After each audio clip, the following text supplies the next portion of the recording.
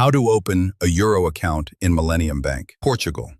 Hey everyone, in this quick tutorial, I'll show you how to open a Euro account with Millennium Bank in Portugal, one of the easiest ways to manage your money in Europe. There has the more easy way. Visit your nearest branch of Millennium Bank in Portugal and open your Euro account easily. On the other hand, you can open your Euro account using app or website. Step 1. Go to the Millennium Bank Portugal website or download the Millennium app from Google Play or the App Store.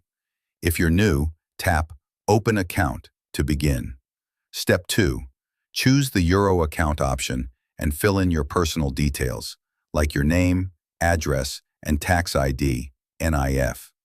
You'll also need a valid ID such as a passport or residence card. Step 3. Verify your identity. You can do this through a quick video call in the app or by visiting the nearest Millennium branch in person.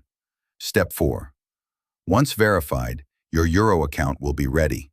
You can now deposit funds, get your debit card, and start managing everything directly from the Millennium app. That's it.